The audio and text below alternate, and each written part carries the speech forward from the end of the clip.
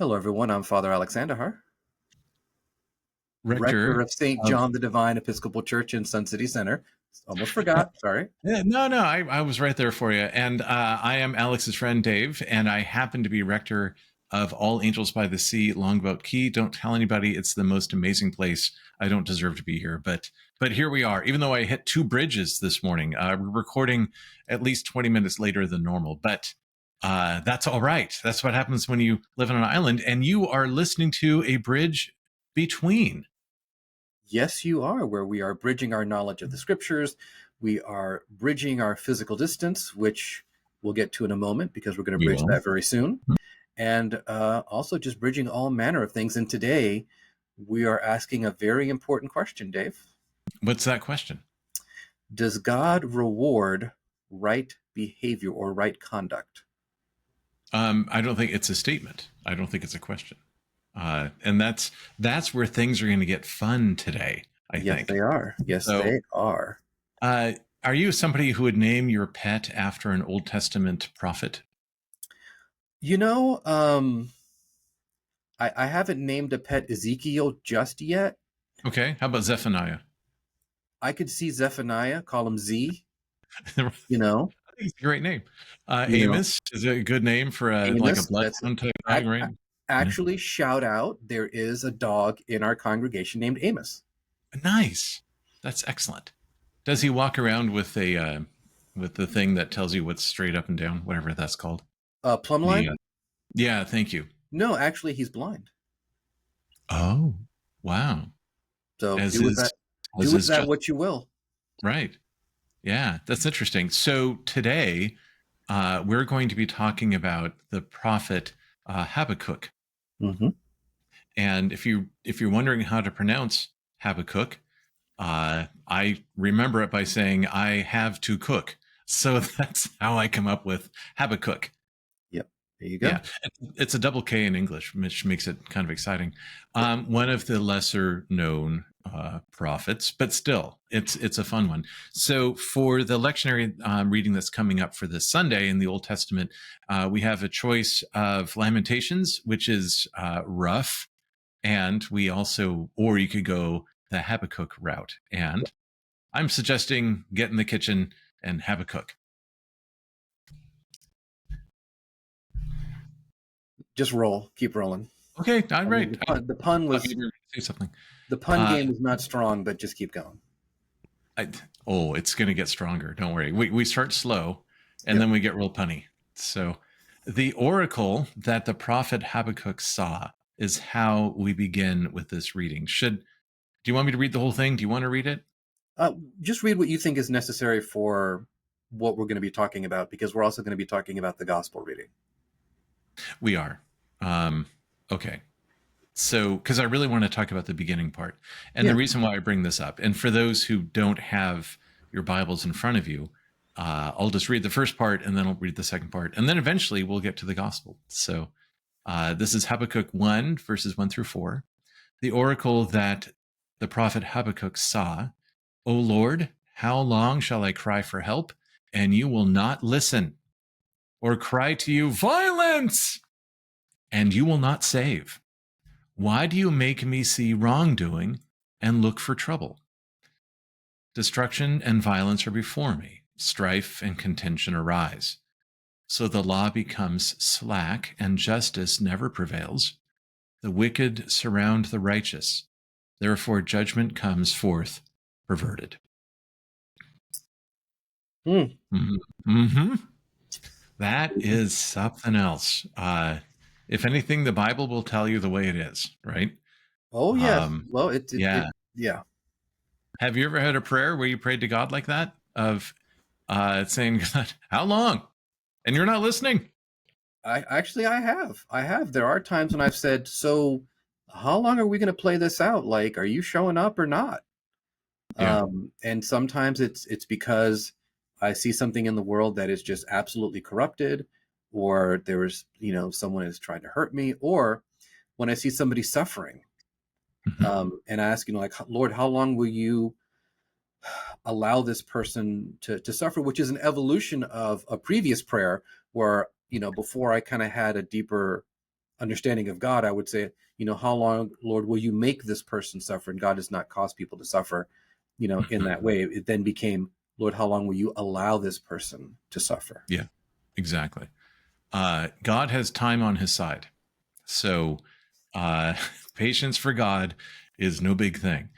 For us, however, we'll get wrapped up on this, and people have told me that one of the big stumbling blocks to actually believing in God is that well, look at the violence, look at the lawlessness, look at what's happening, and how can you say that there's a God of order when what we look around is disorder? And then, as Habakkuk was complaining to God, the wicked surround the righteous, the judgment comes forth perverted. And so when there is a judgment, it's not even right. Um, so, Yeah, and this is where I think we run into the challenge of the problem of evil, which of course we talk about a great deal in the mhm. Christian tradition. But when people kind of level that accusation against God or begin to bring that in, one of the first things I point out, which is not always well received, is that the problem of evil is also our problem. It's Oh, not yeah, just it's a it's human not just problem. Yeah. God's problem, it's No, our problem. no. We are the ones who are doing the evil. Mhm. Right, So if justice is being perverted, who are the judges? right. Who are the ones perverting it? And then, Correct. yes. So what I love about Habakkuk is that, unlike others in this century and previous century, that would write about such things and say, you know what, I'm dropping out. I'm dropping out of church. I'm going to stop believing in God. Habakkuk doesn't give up. Yep. And no matter how off the rails you think society is right now, it is nowhere near off the rails as it was with Habakkuk in his day and his time. Right? Yeah. We've got nothing on what he was putting up with. So, chapter 2, verses 1 through 4, shows that he's not giving up, and actually shows you what he does. And so, this is what Habakkuk said. Like, he's again, first part is, I'm praying to you, Lord. All I hear is silence. What in the world is going on? So, chapter 2 begins this way: I will stand at my watchpost and station myself on the rampart.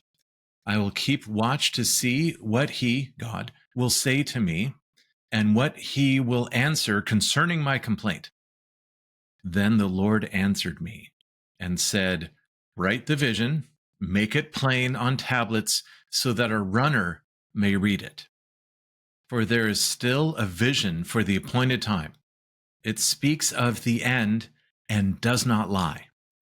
If it seems to tarry, wait for it.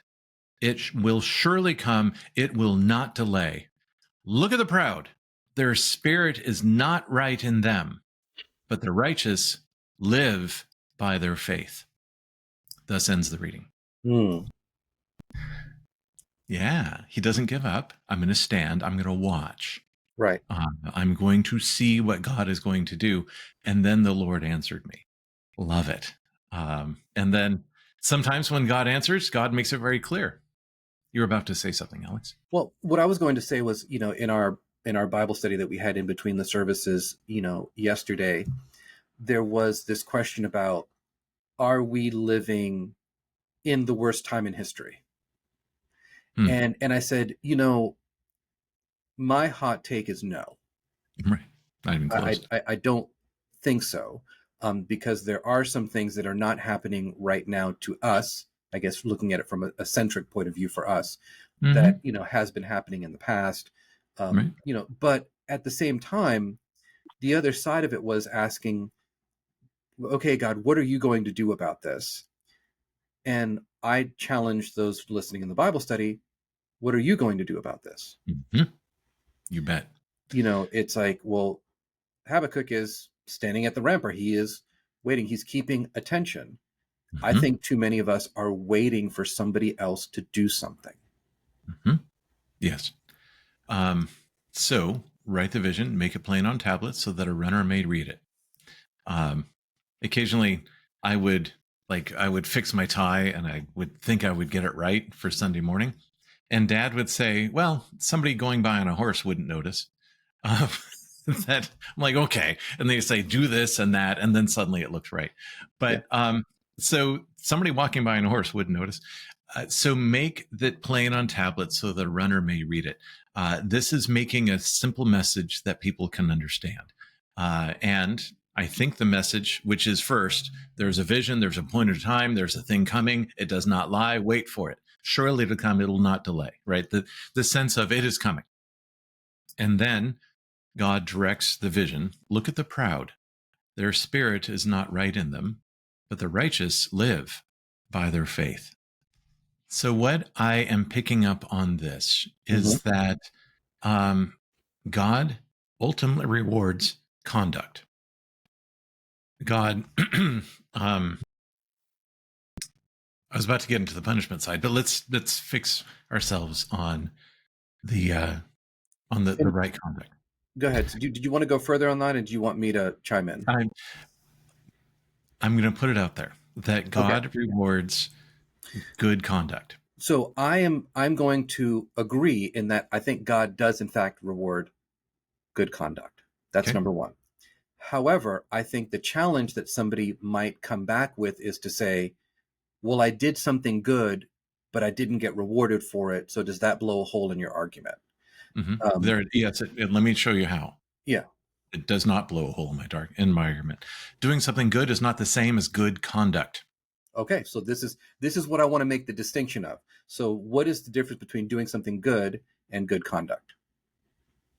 So good conduct is ongoing behavior striving towards doing what is right, as opposed to look, my neighbor's mail fell out of the mailbox and it was about to be hit by the sprinkler, so I put it in the mailbox. God didn't give me $100 for doing that.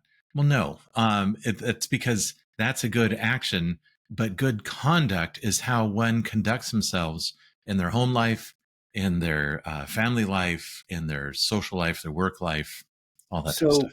would you say that the difference between good conduct and a good action is essentially the long game? I mean, it's essentially character is what we're talking about Mhm. because it's a consistent way of living Right. that emphasizes choosing good, rejecting evil, choosing to do the things that help others and give life versus taking it away.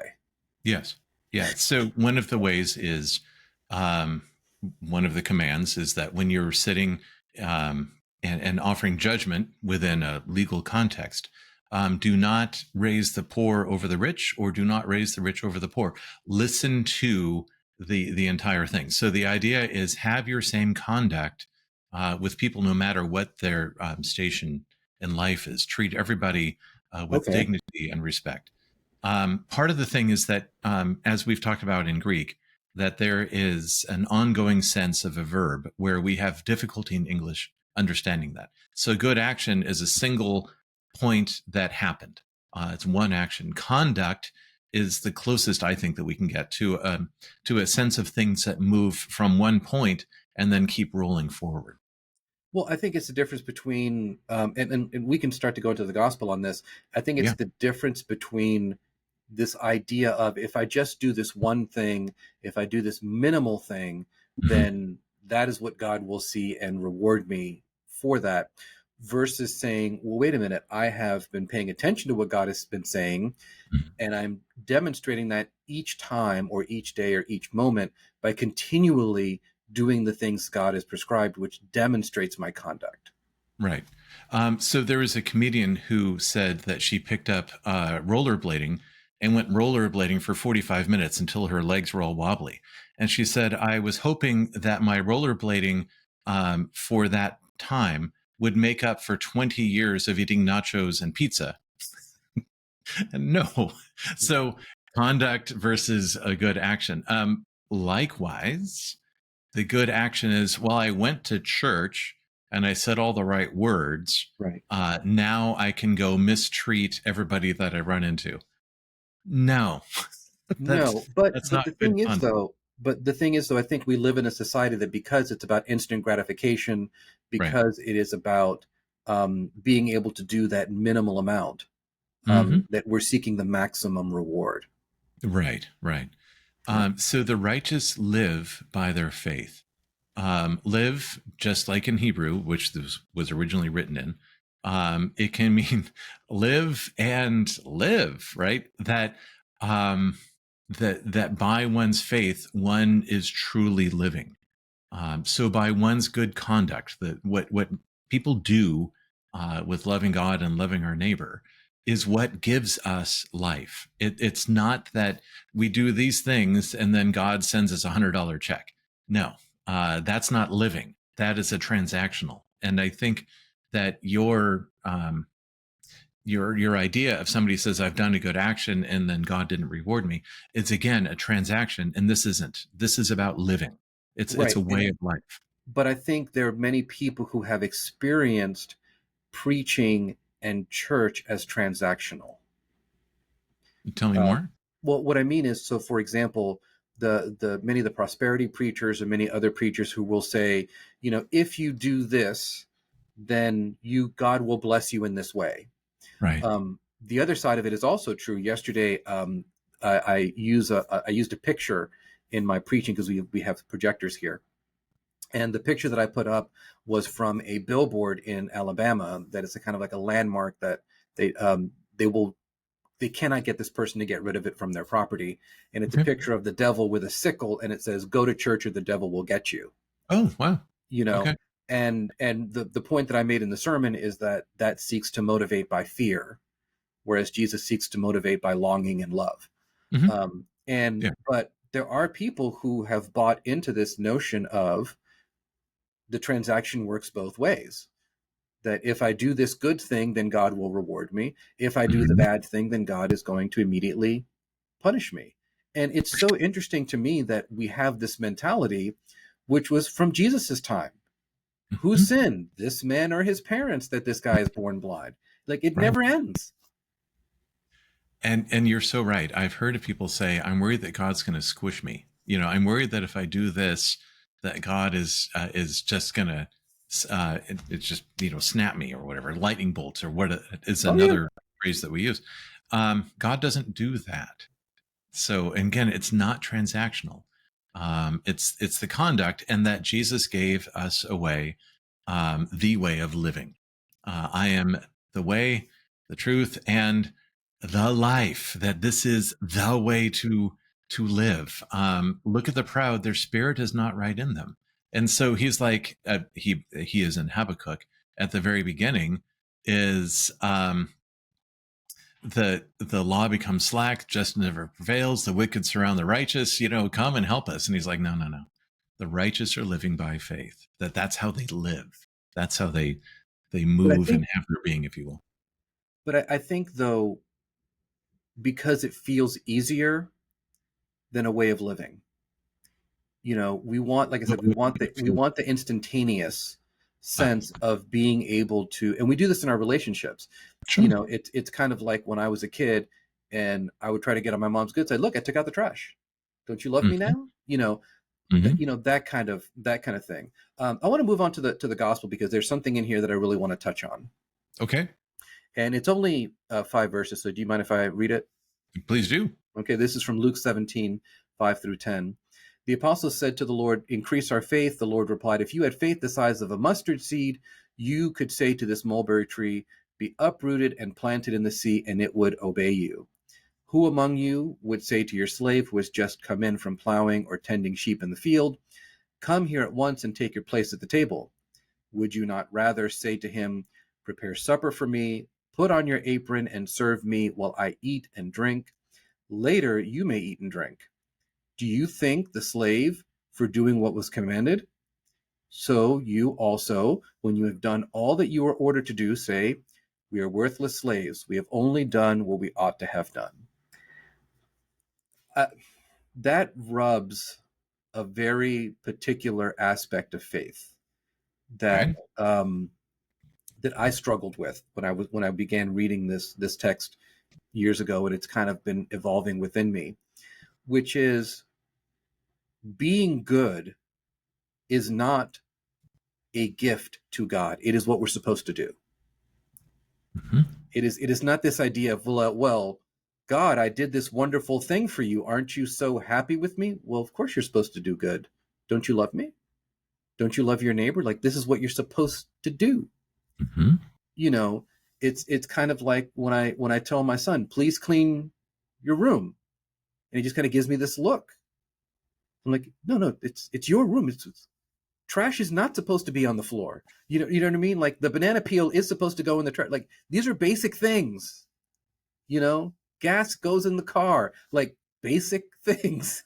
Mm-hmm. You know, and I think that can rub people the wrong way because it's like, well, then does God really appreciate what I do if it's just what I'm supposed to do? Because we don't like that word obedience. Or supposed to or ought to have done, Exactly. right? That's a Okay. very hard word for many people Mm-hmm. because we can feel like so much of our life is just a series of obligations. Mm. Yeah, just ask our mortgage brokers, you know? Sure. Sure. Right. Okay. So the apostles said to the Lord, and interesting, Luke refers to them as sent ones and not as students. So Hmm. the difference is he didn't write the disciples, he said the apostles. Hmm. Just interesting here. I just have to point it out. They said to the Lord, increase our faith. And the Lord replied, if you had faith the size of a mustard seed. Um, what was Jesus's tone when he said it? And there are a couple different ways to read this. And the apostles said to him, increase our faith. And there's an exclamation point because it's emphatic. And the Lord replied, if you had faith the size of a mustard seed, you can sing. Right? Is he just like barely holding it together? Is he smiling? If you I, had faith the size of a mustard seed, I don't get the is smile. I don't get the smile vibe on this one. okay. I don't I get the get a smile vibe frustration either, and vibe. I don't know why. I don't really get the angry, fed up with type thing. But I get frustration vibe. That's what I do get. you? Okay. Yeah, I get when Jesus is saying this that you keep talking about wanting more faith, and Yeah. this comes from, I think, an idea also is if I had enough of these resources, then I would do this. Oh. And I think in just to take a pastoral practical side to this, there's sometimes when we as the church say, if we had enough money, we would do this, or if we Mm. had enough volunteers, we would do that. And I would Mhm. say, that's what's holding you back? Like the money? If God wills it that this is supposed to happen, we'll find the money. A donor will come, will write a grant, something will happen because we're being faithful and stepping out in faith. And I've seen that happen so many times. So when someone says, well, we've got all the volunteers and we've got the desire and the people are there that need to be served, but we don't have any money. And I go, that's what you're afraid of? Well, we'll figure it out. You know, Hmm. and so it's like increase your faith. And Jesus, I think, is saying, you keep talking about needing more faith. How much do you think you have or Hmm. don't have? Hmm. All right. I'm going to take a different view on Hmm. this, and that is Habakkuk was complaining to God about all the things that he saw that were going wrong. Hmm. And the apostles were complaining to the Lord, increase our faith. And in both things, God responded with, look inward, look inside. We're all outward focused. What about this? What about that? And you need to increase our faith. And God's like, look inside yourself. Start there. That if you had good conduct, and it starts to grow. If you had good conduct, daily conduct, the size of a mustard seed, it will start to grow. And that through good conduct, through faith in God, you could say to a tree, be uproot and planted in the sea, But I and it think, would. but I think there's a caveat there. We need to be clear about this because Okay. because I believe I know what you're saying. That when the command is to look inward, Mm-hmm. it is not to look upon one's own power. It is not that I'm leaning on my own power or understanding or own goodness. Okay. If when Jesus is saying to this to the apostles, and if you're talking about kind of looking inward, Mm-hmm. Jesus is saying, I'm already there. The faith is already there. Faith Right. is a gift from God. You have already received the gift. Go use Yeah. it. Yeah. That is different, I think, than believe in yourself. Okay, I'm not hearing Jesus say believe in yourself No, or no, no, no, no. I'm Habakkuk saying I'm saying saying in our society, a lot of times we're hearing people say, if you just believe in yourself enough, you can do this. If you just depend on yourself enough, you can do this. That's what sometimes people will hear in our society. And I'm just making sure that when we talk to people and we preach about this or preach with our life, Mhm, that we're saying, no, no, no, no, no. I look inside and I find God there. I mhm. find what God has planted, that seed of faith that God has planted in me, that is there, that is a gift from God. I don't find faith in myself. I find faith in God. Yes. Uh, One of my favorite Christian songs is based on a passage from John's Gospel about the one that's inside of me is greater than the one in the world. That's exactly what I'm saying. That's And it's a exactly it. repeating Yeah. phrase. The one who is inside of me is greater than the one who is in the world. Yeah. And the one who's in the world, by the way, are the unrighteous. That's the whole thing that Habakkuk was complaining about. Yeah. That's the one who's in the world, and God's saying the one who's inside of you is greater than that. Um, But we have to remember that we are dealing with a world and a society full of self-help books. yeah, And so when we tell people to look inward, huh? we have to remember that they may have been hearing the concept of looking inward from other sources, so we're distinguishing what that looking inward means and what we find there. Hmm. This is a lot of also motivational speakers will talk about this. Look inward to your own strength, and we know obviously that that's not what's going to sustain us. um, It, it tells me I need to spend more time looking at self help books and motivational speakers. I'm not familiar with what you're saying, Well, so no, I'm maybe I just need to saying look that more. a lot of a lot of what I'll hear from the secular world and trying to motivate people is Hmm. to unlock the potential that is within you, and keep grinding and do these things yourself. That's what a lot of our young people are hearing, and what ends up happening for many of them is when they don't reach their goal, or when they burn out, or when they realize that they're quote not enough. I'm using quotation marks here with my fingers for those of you listening on Spotify. It destroys them. It breaks their heart, right? Similarly, or conversely, when I look inside and I realize that my faith is not big enough, quote unquote, or strong enough, I don't blame myself. I don't blame God. I just say, Lord, don't leave me. Be with me. Grow closer to me so Hmm. that I can do what you are asking me to do. But I know that you're here. Like, that's the key difference that I'm shooting for here. Okay. And what I'm hearing is external versus internal. So that Habakkuk is saying externally, go fix this. Hmm. The apostles are saying externally, increase our faith, and that God keeps looking to the internal, Yeah. and that you live by your faith. I mean, the true living is your good conduct, Yeah. being fair and kind to others, of not coveting what others have, of not desiring bad things or lying about your brother or your sister, and I mean that figuratively. That these are the commands that that's how we live. That's the joyful or the least normal everyday living. And so the slave who comes in after plowing or tending sheep, who's tired, and then makes a meal for the master. The master then just says, "Go eat." You know that it's um, Well, it's kind of coming across as, well, this is what it means to work for God. There's going to be some days where you're tired. There's going to be oh yeah, some days where you come in absolutely exhausted, and there's still more work to do. That's the truth as well. hmm, But at the same time, this idea of, well, yeah, get ready. That's the minimum. hmm. The I obedience do is the hear some minimum. preachers yelling at their device that they're listening to us.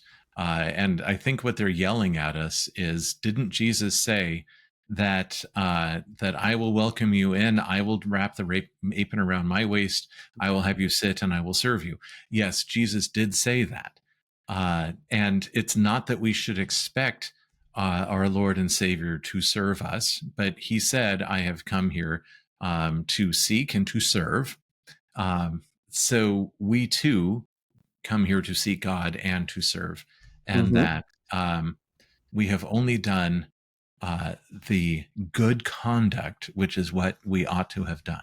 Well, I would put it this way: if we're talking about conduct, and this is kind of be kind of the last thing we talk about. When I would come and bring my report card home, we had conduct grades. Back in the day, Right. and conduct was basically you didn't talk in class back in my school. And I would come home and I say, "Look what I got in conduct." It's like, what do you mean, look what you got in conduct? That's what you're supposed to do. You're Mm-hmm. not supposed to get an F in conduct, Alex. You're supposed to get at least a B. I mean, come on. But so it's like, the old line, what do you want, a cookie? So I Yes. think, kind of like as we kind of wind this down because we're hitting the 31-minute mark. Um, I think what's important for us to see is that all of this also hinges on relationship with God, that this Mhm. is partnership and relationship with a loving God who seeks us and asks us to seek him. And because of that, these words can make sense. Yes. Um, I like your good conduct grade. I might even use that in my sermon. That was fantastic. Yeah. Yeah. Nice. So next week, you and I are, besides Meeting being up. at convention, Meeting up. Yeah, our church is looking into purchasing a new organ. You've got kind of the model of one of the ones we're looking at. So I get to go visit your church for the first time. And while I'm there, I'll let everybody go home. We'll take separate cars. They'll go home. I'll stay, hang out with you. We'll record, and then we'll go out to lunch. that'll be very exciting. So I'm very excited. Yeah. looking forward to it. And then we might even hang out at convention. Are you working? No, wait, you're not. You don't have a lot of convention stuff next week. Well, actually, I am going to be one of the MCs for the Eucharist. So you and I get to sit together. Yeah, that's cool. So I'm So going to be can helping we out. be the stereo MCs? And You we'll knew I end. was going to throw that We'll as end. soon as you said. And Can we'll you end put us on a all pun. across? Right? Can we And we'll do? Yeah, I think and that'd be great. We should totally try rapping together sometime. and we will end on a pun. All right. Well, everyone, thanks for listening and watching us. Don't forget to like, comment, and subscribe, and we'll catch you in the next one. God bless.